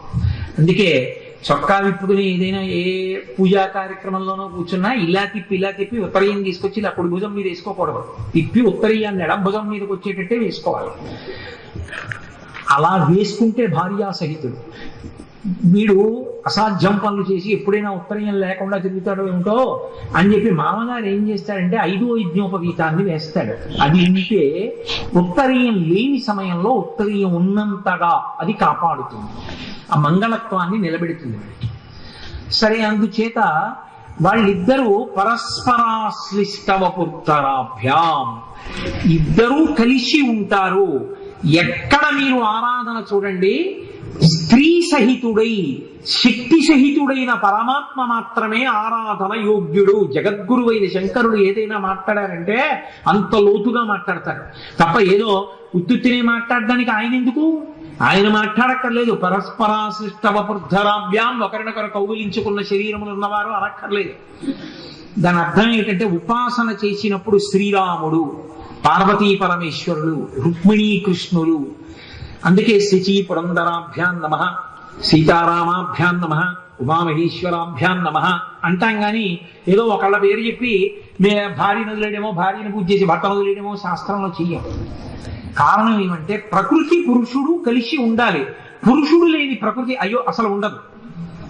ప్రకృతి లేని పురుషుడు అయోమయం, నీకు తెలియదు. అంటే మీరు బాగా అర్థం చేసుకోండి. పురుషుడు అంటే కంటికి కనపడేవాడు కాడు అని అర్థం శాస్త్రంలో. ప్రకృతి మీ కంటికి కనపడుతుంది, అందుకే అమ్మవారు కనపడేటట్టుగా ఉంటుంది శివలింగం పక్కన. కరచరణాదులతో మూర్తిగా ఉంటుంది పార్వతీదేవి, శివలింగంగా ఉంటాడు పరమేశ్వరుడు. లింగం అంటే గుర్తు. ఇప్పుడు అది అక్కడ ఆ చెట్టు ఉంది, ఆ చెట్టు ఉన్నది అని నేను అన్నప్పుడు ఆ చెట్టులో ప్రాణం ఉన్నది. ఆ ప్రాణము నీకు కనపడదు, కానీ రేపొద్దున్న వేసిన మారాకు నీకు కనపడుతుంది, అది పూసిన పువ్వు నీకు కనపడుతుంది, దాని కాయ నీకు అనుభవంలోకి వస్తుంది, కానీ దానికి కారణమైన చైతన్యము నీకు కనపడదు. కానీ లోపల చైతన్యము లేకపోతే పైన చెట్టు లేదు. కాబట్టి పురుషుడు లేనటువంటి ప్రకృతి ఉండనే ఉండదు. ప్రకృతి లేని పురుషుడు అయోమయం, నీకు అర్థం కాడు. ఆ చెట్టు లేకుండా అక్కడ చైతన్యం ఉంది అని నేను అన్నాను అనుకోండి, మీకు ఏమైనా తెలుస్తుందా? మీకు తెలియదు. చైతన్యం ఉన్నది అని గుర్తుపట్టడానికి ప్రకృతి వికారం అక్కడ ఉండాలి. ఏదో ఒకటి చెట్టో ఓ మొక్కో ఏదో ఒకటి ఉందనుకోండి, ఓ మనుష్య శరీరమో ఓ కుక్కో ఓ పిల్లో పరిగెడుతోంది అనుకోండి, అదిగోనండి చైతన్యం ఉంది పరిగెడుతోంది అంటారు. కాబట్టి అసలు నిజానికి పురుషుడు లేని ప్రకృతి విలువ లేదు, గౌరవం లేదు. అందుకే భర్త లేని స్త్రీ అమంగళకరడానికి కారణం అదే. కాబట్టి స్త్రీ పురుషులిద్దరూ కలిసి ఉంటేనే ప్రకృతి పురుషుడు వర్ధిల్లడం. లోకము వర్ధిల్లుతోంది, వాళ్ళిద్దరూ కలిసే ఉంటారు. ప్రకృతి పురుషులుగా పార్వతీ పరమేశ్వరులు ప్రతిదాని యందు కలిసి ఉన్నారు. ఆ శివం, శివ శబ్దంలో శివ కలిసిపోతుంది. రమ, రామ, త్యాగరాజస్వామి కీర్తన ఉంది. రమ అన్న చపలాక్షుల పేరు, రామాయణ ఏదో పురుష పరబ్రహ్మమునకు పేరు అని ఉంది కదమ్మా. రమ రామ అంటే ఇద్దరు ప్రకృతి పురుషులు. అలాగే శివ శివ పార్వతీ పరమేశ్వరుడు ప్రకృతి పురుషులు, ఇద్దరు కలిసి ఉంటారు. ఆ కలిసి ఉన్న స్వరూపాన్ని ఆరాధన చెయ్యాలి తప్ప పక్కన అమ్మవారు లేని ఏ మూర్తి ఉపాసనకు యోగ్యము కాదు. అలా చేస్తే బయట అది ఎంత అమంగళకరమో నీ ఇంట పూజ అంతే అమంగళకరం. అది తలకట్టు దీపం లాంటిది. తలకట్టు దీపం ఎప్పుడు పెడతారు? అంతే ఆ పూజ. నేను శాస్త్రం మాట్లాడుతున్నాను, అందుకే నాకు భయం లేదు. అమ్మవారు పక్కన ఉన్న మూర్తికి పూజ తప్ప సింహాసనంలో, అమ్మవారు పక్కన లేని మూర్తికి సింహాసనంలో పూజ లేదు. అమ్మవారు ఉండి తీరాలి. అందుకే కళ్యాణం చెప్తే అమ్మవారి వైపు నుంచి కళ్యాణం, అయ్యవారి వైపు నుంచి కళ్యాణం చెప్పం. సీతా కళ్యాణం, రుక్మిణీ కళ్యాణం, పార్వతీ కళ్యాణం, పద్మావతి కళ్యాణం, అంతేకాని శివ కళ్యాణం, రామ కళ్యాణం, కృష్ణ కళ్యాణం అందరూ. జీవుడు బ్రహ్మమును పొందుతాడు, భార్య భర్తని పొందుతుంది. కాబట్టి జీవుడు బ్రహ్మముతో కలిసిపోయి తత్ తమ్ అసి, తత్తమసి పూర్ణమైపోతుంది. పూర్ణమద పూర్ణమిదం పూర్ణాత్ పూర్ణముదచ్యతే పూర్ణస్య పూర్ణమాదాయ పూర్ణమేవావశిష్యతే. అప్పుడు తత్వమసి మహావాక్యం అవుతుంది. అందుకని ఇలా చిన్ముద్ర పడుతుంది. ఆ తత్వమసి మహావాక్యం అవ్వాలి అంటే జీవుడు బ్రహ్మమును పొందాలి. జీవుడు బ్రహ్మమును పొందడం అన్నది కళ్యాణం, అది వివాహం కాదు. వివాహం అయితే ఒక్కసారి, ఇంకో మాట అవ్వాలని కోరుకోకూడదు. పునఃపునః వివాహ సిద్ధి వస్తువు నక్షత్రం వేయకూడదు. వెళ్ళి పునఃపునః పెళ్లిళ్ళు ఉండాలని కోరుకోకూడదు. ఒక్కటే పెళ్లి జీవితంలో. కళ్యాణం గంట గంటకి చేయొచ్చు. పొద్దున్న కళ్యాణం చేయొచ్చు, సాయంకాలం కళ్యాణం చేయొచ్చు. భక్తులు ఎక్కువ మంది ఉన్నారనుకోండి కళ్యాణానికి, పొద్దున్న ఓపర్యాయం చేసి సాయంత్రం ఓపర్యాయం చేయొచ్చు. అదేంటంటే అన్ని మాటలు మంగళసూత్రాలు కట్టి అలా చేయొచ్చా? చెయ్యొచ్చు. ఎందుకంటే అది కళ్యాణం. అంతేగాని పెళ్లికి కళ్యాణ శుభలేఖాన్ని మనం వేసుకోకూడదు. అది వివాహ మహోత్సవ ఆహ్వాన శుభపత్రిక, అది వివాహం. వివాహము అంటే అంటే విశేషమైన దాన్ని, వాహము అంటే పొందడానికి, బ్రహ్మమును పొందడానికి పక్కన ధర్మపత్నిని స్వీకరిస్తున్నాడు. ఇద్దరు కలిసి ఇప్పుడు ప్రయాణం చేస్తారు. కాదు, వివాహము అంటే అంటే విచిత్రమైన వాహము, బరువు తలకెత్తుకుంటున్నాడు. అది ఎంత పెరిగిపోతుందో అంత సంతోషంగా ఉంటుంది. ఆవిడ వచ్చింది అంత సంతోషం, పిల్లలు పుట్టారు అంత సంతోషం, లోన్లు పెట్టినప్పుడు, ఫీజులు కట్టినప్పుడు, పెళ్లిళ్ళు చేసినప్పుడు, దూరంగా విడిపోయి బెంగెట్టుకున్నప్పుడు తెలుస్తుంది దాని బరువు. కాబట్టి కానీ ఈ బరువు ప్రతివాడు ఎత్తుకుంటాడు. ఎత్తుకోని వాడు ఎవరైనా ఉంటే అందరూ కలిపి పిల్లల్ని చూసి వాడికి ఎత్తేస్తాడు. ఎత్తేసి అమ్మాయ్యా ఇప్పుడు నువ్వు మాలో చేరావని నక్షత్రం వేసేస్తాడు. కాబట్టి వివాహం ఈశ్వరుడు చేసుకుంటే వివాహం కాదు, కళ్యాణము, జీవ బ్రహ్మైక్య సిద్ధి. అందుకని కలిసి ఉంటారు ప్రకృతి పురుషులు. నేను నా నోటితో అమంగళకరంగా చెప్పక్కర్లేదు. అలా లేరనుకోండి, అప్పుడు దాన్ని శివం అనరు, శివ శివ అని పిలవరు. అప్పుడు ఏం చేస్తారంటే షీ గుణించి ఉండదు. అంటే గుణించడం అంటే షా గుణిస్తే షీ కదూ, పైకి లేస్తుంది కొమ్ము, షా అవుతుంది. ప్రకృతి ఒకటే ఉండి పురుషుడు లేడనుకోండి, అది అంతర్ధానం అయిపోతుందని గుర్తు. అప్పుడు దాని శబ్దం మారిపోతుంది. శివ ఉండదు, షీ స్థానంలోకి షా వస్తుంది. వచ్చిందంటే అది ఇక నువ్వు ఉంచినా ఉండదు, అది కలిసిపోతుంది అని. శివ అది వర్ధిల్లుతుంది, పెరుగుతుంది. ఎప్పుడు శివ శివాతో కలిసి ఉంటే వర్ధిల్లుతుంది. శివ పక్కన శివ లేకపోతే వర్ధిల్లడం కనపడదు. శివ శివతో కలిసి ఉండకపోతే మంగళకరము కాదు. అందుకే ఉపాసన యందు ఇద్దరిని కలిపే ఉంచాలి తప్ప ఒకరు లేని మూర్తిని తీసుకొచ్చి పెట్టి పూజలు చేస్తానంటే లోకానికి క్షామం వస్తుంది. నీకు మంచిది కాదు, దేశానికి మంచిది కాదు. అది లేదు ఆరాధన. శంకరాచార్యుల వారు అప్పుడు చేశారు హెచ్చరిక. అందుకే పరాశర భట్టర్లు కూడా శ్రీగుణరత్న కోసం చేస్తూ అనుకల తనుకాండాలింగనారంభ శుంభ ప్రతిదిశ భుజ శాఖ శ్రీసఖానోకహర్ది స్తననయన గుడుచ్ఛస్పార పుష్పద్విరేఫ రచయితుమై లక్ష్మీ కల్పవల్లి కటాక్షాన్ అంటారు. గాఢాలింగనం చేసుకున్న లక్ష్మీదేవి విష్ణుమూర్తిని కౌగిలించుకుని ఉండగా నేను ఆరాధిస్తున్నాను. అలాగే పార్వతీదేవి కౌగిలించుకుని ఉండగా అంటే ఒకరితో ఒకరు పెనవేసుకుని ఉండగా, అదిగో ఆ చెట్టులో ఉన్న ప్రాణము పెనవేసుకుని ఉండగా, అది పరస్పరాశ్లిష్టవపుర్ధరాభ్యాం నగేంద్ర కన్యా వృషకేతనాభ్యాం. నగేంద్ర కన్యా పర్వతరాజపుత్రి ఉమా, వృషకేతనాభ్యాం ఆయన యొక్క జెండా మీద వృషభము ఎద్దు గుర్తుగా ఉంటుంది. ఆయన ఎద్దెక్కి తిరుగుతాడు. ఏమాయన కర్మ. ఓ కారు ఇచ్చేవాడు లేడా ఆయనకి? ఓ సైకిల్ ఇచ్చేవాడు లేడా? వృషభము అంటే కేవలము ఎద్దు కాదు, వృషభము అన్న మాట కదా. వృష శబ్దాన్ని అమరకోశంలో మీరు పరిశీలన చేస్తే ధర్మం. అందుకే వృషాద్రి అని ఒక కొండ. వృషాద్రి అంటే ఆ కొండ ఎక్కాడు, ధర్మాన్ని పట్టుకోవడం నేర్చుకున్నాడు ఈశ్వరానుగ్రహంతో అని. కాబట్టి వృషకేతనాభ్యాం ధర్మము గుర్తుగా కలవాడు. ఆయన పాదములు పట్టుకుంటే ఏమొస్తుంది? ధార్మికంగా బతకడం అలవాటు అవుతుంది. అటువంటి పార్వతీ పరమేశ్వరులకు నేను నమస్కరించుచున్నాను. వాళ్ళిద్దరూ అనుగ్రహమూర్తులు. ఉమారామలింగేశ్వర శబ్ద ప్రయోగం జరిగితే వారు ఎంత అనుగ్రహమూర్తులు అంటే సరసోత్సవాభ్యాం. వాళ్ళకి మీరు కష్టమైన ఉత్సవములు చెయ్యక్కర్లేదు. చాలా తేలిక ఉత్సవాలకి వాళ్ళు బహుప్రసన్నులవుతారు. అందుకే ప్రపంచంలో చాలా చిన్నదానితో చాలా విశేష ఫలితాన్ని ఇచ్చేటటువంటి స్వరూపం శివస్వరూపం అవుతుంది. బోళాశంకరుడు అంటారు. బోళాశంకరుడు అంటే దాని అర్థం మీరు వెళ్ళి పొగిడేస్తే పిచ్చేళ్లే పొగిపోయి మీకు చేసేస్తాడు అనుకోకూడదు, తప్పది. ఆయన సర్వజ్ఞుడు, ఆయనకి తెలియందేం లేదు. అలా పొగిడితే లొంగిపోయేవాడు అయితే లోకంలో అసలు నరకానికి వెళ్ళేవాడు ఉండడు. బోళాశంకరుడు అంటే అది కాదు, మీరు భక్తితో చేసిన చిన్న ఉత్సవాన్ని కూడా చాలా పెద్దదిగా స్వీకరించి మిమ్మల్ని అనుగ్రహిస్తాడు. అందుకే సరసోత్సవాభ్యాం అన్న మాట దృష్టిలో పెట్టుకుని దూర్జుడి కాళహస్తీశ్వర శతకంలో పద్యం చేశాడు.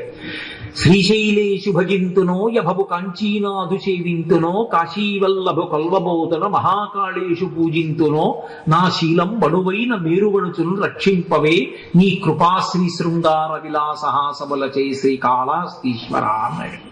అయ్యా నేను ఎక్కడికి వెళ్ళలేకపోయాను శివ అని ఆయనతో చెప్పినా, అయ్యో నాన్న ఎందుకురా బెంగ పెట్టుకుంటావు? అక్కడంతా వెడితే ఎవరితో మాట్లాడాలి? నువ్వు నాతోనేనా? ఇప్పుడు నేను ఇక్కడైనా ఉన్నాను, నాకు వచ్చి పాపం చెప్పేవా నీ కష్టం? చాలురా, అక్కడుంటే అందరూ వెళ్ళి చెప్తే ఏది విన్నానో ఇక్కడ కూర్చొని అదే విన్నాను నీ దగ్గర, చాలా అంటే. అది భోళాశంకరుడు అంటే. మీరు మనసు విప్పి మాట్లాడినప్పుడు స్వీకరించే లక్షణం ఉన్నవాడని గుర్తు. అంతేగాని మీరు వెళ్ళి పొగిడేస్తే పొంగిపోయేవాడు అనుకోకూడదు. అదో పిచ్చి, అలా అనుకోవడం అదో పాపం కూడా. కాబట్టి ఆయన భోళాశంకరుడు. సరసోత్సవాభ్యాం అన్న మాటకు అర్థం ఏంటంటే చిన్ని ఉత్సవంతో అపార ఫలితాన్ని ఇస్తాడు. అందుకే నేను నా ఉపన్యాసాన్ని పూర్తి చేసే కోణంలోకి వస్తున్నాను. సరసోత్సవాభ్యాం అన్నాను కదా, ఎలాగో వాళ్ళిద్దరు అనుగ్రహం ఎలా ఉంటుంది అన్నదానికి ఒక్క ఉత్సవాన్ని మీకు నేను సూచన చేసి విడిచిపెట్టేస్తాను. ఎందుకంటే ఆ ఒక్క మాటను వ్యాఖ్యానం చేయాలంటే కొన్ని నెలలు పడుతుంది.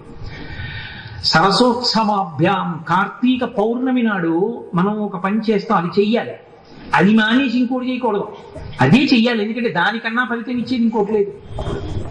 అందుకే నిర్దేశం చేస్తారు, అదే చెయ్యి అని చెప్తారు. కార్తీక పౌర్ణమి నాడు జ్వాలాతోరణము అని ఈశ్వరుడికి ఉత్సవం. ఉత్సవము వేరు, పూజ వేరు. ఉత్సవము అంటే ఏమిటో తెలుసా అండి? మీలో హర్షము ప్రకటనమైతే ఉత్సవం. పూజ చేశాననుకోండి నేను ఒకడినే చేసుకోవచ్చు, దీపం పెట్టాను అనుకోండి నేను ఒకడినే పెట్టచ్చు. ఉత్సవం చేస్తే నేను ఒక్కడినే చేస్తే ఉత్సవం అందరం, 10 మందితో కలిసి చేస్తే ఉత్సవం.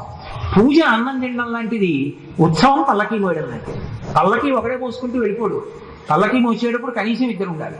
అన్నం తినేటప్పుడు నా పక్కన ఎవడు లేడండి నేను ఎలా తింటానని అక్కర్లేదు, నీకు ఆకలి ఇస్తే నువ్వు తినచ్చు.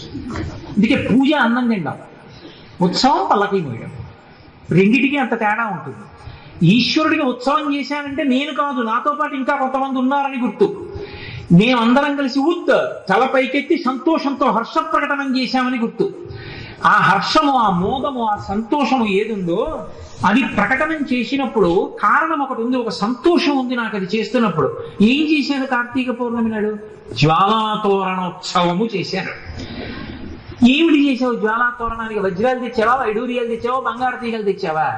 అప్పుడే పండినటువంటి పంట కోతలు కోసినప్పుడు వచ్చిన గడ్డి తీసుకొచ్చి 3 కర్రలు పెడతారు. ఇటు 2 కర్రలు పెట్టి పైన 1 కర్ర పెడతారు. పెట్టి దీని మీద ఆవు నెయ్యి పొయ్యాలి. ఆవు నెయ్యి పోసి కాగడాతో అది వెలిగిస్తారు. వెలిగించినప్పుడు పరమేశ్వరుణ్ణి పట్టుకుంటారు. అది విచిత్రం. మనం కాదు, పరమేశ్వరుణ్ణి పట్టుకుంటారు. ఆయనకి ఇబ్బంది కాదండి, ఆ గడ్డి ముద్ద మీద పడిపోతే ఒప్పుకుంటాడు ఆయన. అలా చెయ్యి, నేను సంతోషిస్తాను. పట్టుకుని 3 మార్లు పరిగెడతారు దాని కింద, శివశివ శివశివ శివశివ.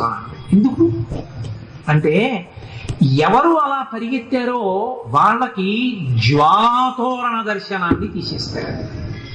ఈ శరీరాన్ని విడిచిపెట్టగానే భైరవయాతన అని ఒకటి ఉంటుంది. భైరవయాతన అంటే భై అని అరుస్తాడు, భౌ అని.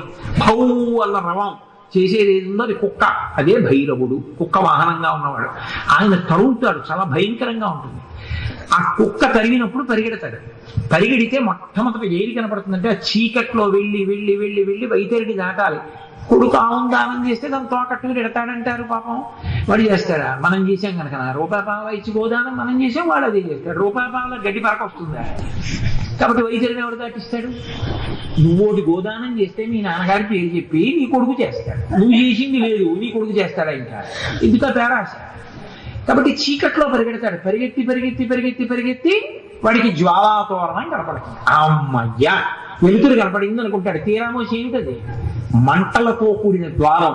జీవుడు అందులోంచి నరక ప్రవేశం చేస్తాడు. అది భయంకరంగా ఉంటుంది అని ఇప్పుడు అవన్నీ పాపం మిమ్మల్ని నేను భయపెట్టడం ఎందుకు?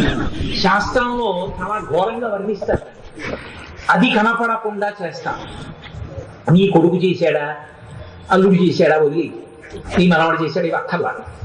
ఒక్కసారి కార్తీక పౌర్ణమి ఒక్కటే నేను మీతో మనవి చేశా కదా, కృష్ణ చతుర్దశి మాఘమాసంలో ప్రదోష వేళ ఒక మారేడు జలం వేస్తే ఎలా ఫలితం వస్తుందో అది అన్ని వేళలా వేస్తానంటే కుదరదు. మళ్ళీ మీకు నేను యథార్థం చెప్పనా? మహాశివరాత్రి నాటి ప్రదోష వేళ చేసినటువంటి శివార్చన కన్నా గొప్పది శ్రావణ మాస సోమవారం నాటి ప్రదోష వేళ చేసిన శివార్చన.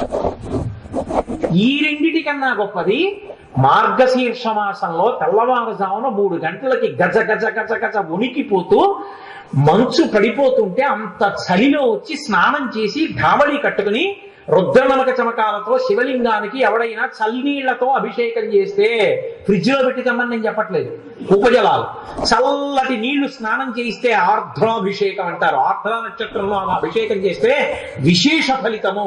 ఒకే ఒక్కసారి కాకినాడ పట్టణంలో ఒక శివాలయంలో నేను ఆధ్వర్యం వహించి చేయించాను అలాగా ఆర్ద్రాభిషేకం. అద్భుతం ఆ ఉత్సవం. అంత చలి. శంకరాచార్యులు వారు దిప్పి పొడిచారు కూడా పరమశివుని. చాలి ఏమా చెప్పొచ్చావు, పైనేమో చంద్రుడు చల్లన, ఒంటి మీద ఉన్న పాములు అడుగున చల్లగా ఉంటాయి. నేను ఎప్పుడు పట్టుకుని చూడలేదు. పాములు అడుగున చల్లన.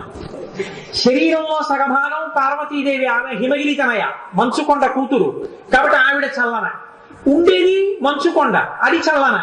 ఇవేమీ చాలలేదు నీకు, ఇంకా మార్గశీర్ష మాసం తెల్లవారకట చన్నీళ్ళ అభిషేకం కావాల్సి వచ్చింది. సాంబే పరబ్రహ్మడి, స్వామిమే ఇవ్వలేవని ఈ నీళ్లు పుచ్చుకొని ఇంత ఫలితం ఇచ్చావా అన్నారు శంకరాచార్యులు. అటువంటి మహానుభావుడు ఆయన. ఆయన అన్ని అంత సులువైన పుచ్చుకుని అంత ఫలితాన్ని ఇస్తూ ఉంటాడు. ఒక్కసారి ఆ గడ్డి పరకలు వెలుగుతూ ఉండగా 3 మాటలు ఇలా ఇలా వెళ్ళొచ్చాడు అనుకోండి, శివశివ శివశివ అంటూ పల్లకీతోటి, అంతే. అక్కడ నరకద్వార దర్శనాన్ని చెయ్యనివ్వడు. పాపరాశి కాలిపోతుంది. ఏమన్నా మరి చేసిన పాపాలన్నీ అంత తేలిగ్గా పోతాయా అంటే పెద్ద దూది పర్వతం ఉంది, ఒక నిప్పు నిరుసు చాలదా కాల్చడానికి? ఒక నిరుసు చాలు, ఒక్క జ్వాలాతోరణం చాలు కాల్చేయడానికి. ఇప్పుడు ఆ మిగిలిపోయిన గడ్డి తీసుకెళ్లి గడ్డి వాములో పెడితే, కాలుతున్న గడ్డి కాదు నా ఉద్దేశం, ఆరిపోయిన గడ్డి కొంత తీసుకెళ్లి గడ్డి వాములో పెడితే శం చతుష్పదే రుద్రం చెప్పింది. 4 కాళ్ళ ఉన్నటువంటి వాటన్నింటికి కావలసినటువంటి గ్రాసము దొరుకుతుంది. అంటే పంటలో గడ్డి చక్కగా సమృద్ధిగా లభిస్తుంది. అన్ని సంతోషంగా గడ్డి తిని పాలిస్తాయి. ఇంకా గడ్డి ఎంత వచ్చిందంటే అర్థం ఏంటి? పంట బాగా పండిందని. కంకులు లేని గడ్డి ఒకటే వస్తుందండి, అలా రాదుగా. కంకులు గడ్డి కూడా వస్తాయి. అందుకని నీకు ఇహమునందు తినడానికి అన్నం వస్తుంది. ఇప్పుడు నీకు ఈశ్వరుడికి ఇచ్చాడు కాబట్టి మార్గశీర్ష మాసంలో నిజానికి కార్తీక మాసం వెళ్ళగానే ఏం చేస్తారంటే, ఇంటికి వచ్చినటువంటి పదార్థాన్ని, ఆ ధాన్యాన్ని, కొత్త బియ్యాన్ని కొన్నా కూడా తిన్నగా వండుకు తినకూడదు. మొదట పాయసం వండి లక్ష్మీదేవికి నైవేద్యం పెట్టాలి. పెట్టి అప్పుడు తింటారు. అందుకే మాసాం మార్గశీర్షోహం అంటాడు. యథార్థానికి ఆయన ఆ మాట ఎందుకు చెప్పాడంటే, ఒరే పంటంతా ఇంటికి వస్తోంది, ఉపాసనకి మార్గములకు శీర్షము చివరికి వచ్చావు కాబట్టి లక్ష్మీ పూజ చేస్తారు. ఆ మాసంలో లక్ష్మీ పూజ చేసి కాత్యాయని వ్రతం చేస్తారు మార్గశీర్ష మాసమున. సరే, అందుచేత మహానుభావుడు కేవలం దాని కింద నుంచి తిరిగితే నీ పాపరాశి ధ్వంసం చేసి నరకద్వారం కనపడకుండా చేశాడు. 2, నీకు పశువులకి కూడా కావలసినంత గ్రాసము ఆహారము దొరికేటటువంటి భాగ్యాన్ని కటాక్షించాడు. పార్వతీ పరమేశ్వరులతో కలిసి తిరిగి వచ్చావు కాబట్టి నీకు వచ్చేటటువంటి అమంగళములన్నింటినీ తీసేస్తాడు. నమశివాభ్యాం అశుభాపహాభ్యాం, అశుభాల్ని తీసి శుభాల్ని ఇస్తాడు. సరసోత్సవాభ్యాం, చిన్నది పుచ్చుకొని అంత గొప్ప గొప్ప ఫలితాలు ఇస్తాడు. అందుకే మహానుభావుడు మల్లన్న గారు అష్టదిగ్గజాల్లో ఒకడు, ఆయన పరమశివుణ్ణి స్తోత్రం చేస్తూ ఒక మాట అంటాడు. శివుని శిరమున కాశిని నీళ్లు చల్లి పత్తిరి సుమంతనెవ్వాడు పారవయించు, కామధేనువు వానింటి గడి పశువు, అల్ల సురశాఖ వానింటి మల్లె చెట్టు అన్నాడు. పరమశివుడు ఎంతటి సులభుడంటే, మహానుభావుడికి ఎవరికైనా సత్కారం చేస్తాను అంటే ఏదో పూలదండ ఇస్తే సంతోషిస్తారు, పంచం చాపిస్తే సంతోషిస్తారు తప్ప, ఏమంటే మీరు ఉపన్యాసం బాగా చెప్పారు, కుండని నీళ్లు తీసుకొచ్చి మీ నెత్తి మీద పోద్దాం అనుకుంటున్నాం అంటే ఎవడైనా ఒప్పుకుంటాడా? మళ్ళీ వస్తాడా? ఊరు ఎవడు రాడు. కానీ పరమేశ్వరుడికి మాత్రం పోని ఆయన ఇచ్చిన నీళ్లేగా దిక్కుమాల గోలా, నువ్వేం కొత్తగా సృష్టించలేదు, పోనీ ఆయన ఇచ్చిన నీళ్లే వీడిని అభిషేకం చేయరా అంటే పోనీ ఆ పాత్రతో పోయిడు ఓ ఉద్ధర నోటి పుచ్చుని ఇలా మొదలెడతాడు. ఇప్పుడు ఉద్ధరినితో అభిషేకం అంటే అయినా సంతోషిస్తాడు. వీడు ఇంటికి వెళ్ళిపోతున్నట్ట, అందుకని ఏం చేస్తాడంటే ధారాపాత్ర పెట్టి నీళ్లు పెట్టో పెట్టి వెళ్ళిపోతాడు. అలా నెత్తి మీద చొక్కా చొక్కా చొక్కా చొక్కా చొక్కా పడుతూనే ఉంటుంది. అలా చేస్తే అంత పొంగిపోతాడు. ఒరే నేను ఎంత చల్లగా ఉన్నానో మీ ఊరంతా చల్లగా ఉంచుతాను. ఎంత సరసోత్సవాభ్యాం, మహానుభావుడు కదండి, ఎంత సులభుడు.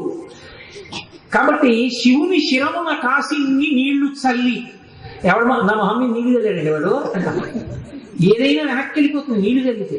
అగ్నిహోత్రం మీద నీళ్లు చల్లితే ఆరిపోతుంది, పాల మీద నీళ్లు చల్లితే వెనక్కి పోతాయి, పరమశివుడి నెత్తి మీద కాసి నీళ్లు చల్లితే పొంగిపోతాడు.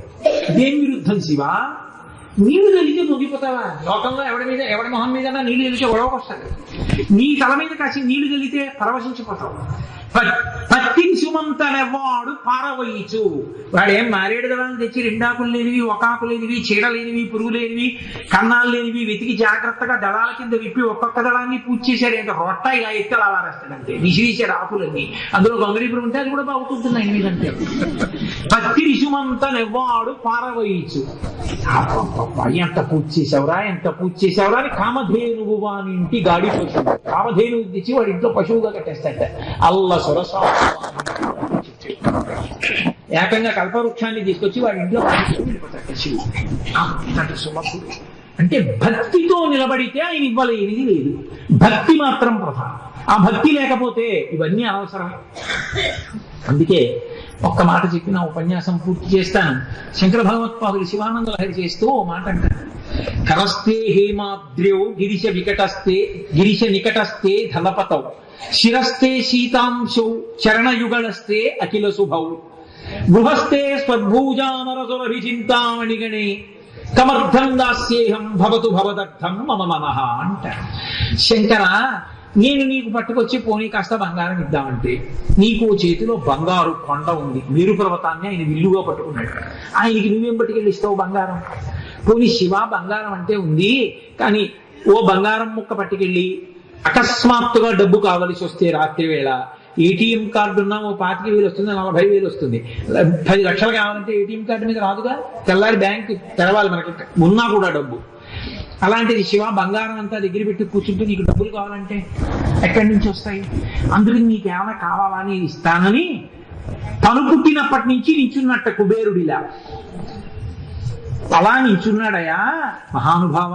కరస్తే హేమాద్రౌ గిరీష, గిరీష అంటే శివుణ్ణి పిలవడం. నికటస్తే ధనపతవు, నీ పక్కన ఇలా నించున్నాడు ధనపతి కుబేరుడు.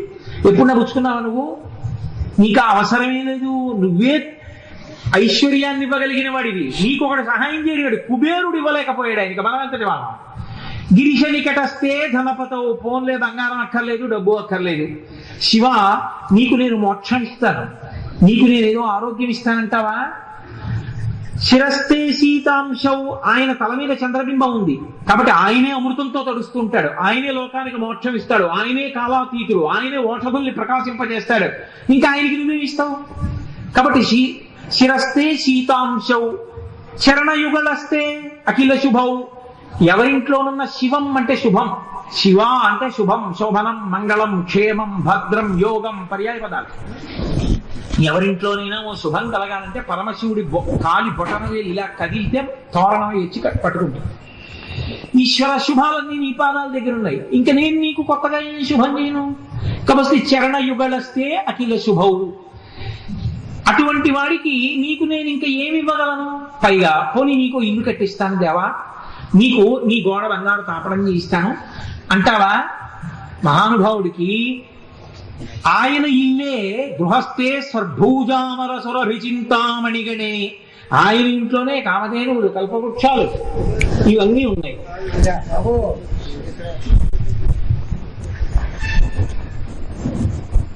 ఏమిటి మీ సమస్య? మీరేమైనా మాట్లాడతారా? మరైతే కూర్చోండి. శిరస్తే శీతాంశౌ, చరణయుగళస్తే అఖిల శుభౌ. ఈశ్వర, శుభములన్నీ మీ పాదముల దగ్గర ఉన్నాయి, ఇంకా నేను మీకేమి ఇవ్వాలి? నేను ఇవ్వడానికి నా దగ్గర ఏం లేదు.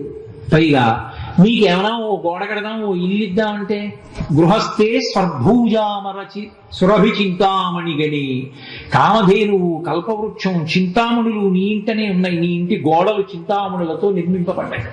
చింతిస్తే, మనసులో చింతిస్తే కోరిక తీరుస్తుంది చింతామణి, వెళ్ళి నోటితో చెప్పుకుంటే పండుగ ఇస్తుంది కల్పవృక్షం, పాలు పితికి తాగితే కోరిక తీరుస్తుంది కామధేనువు.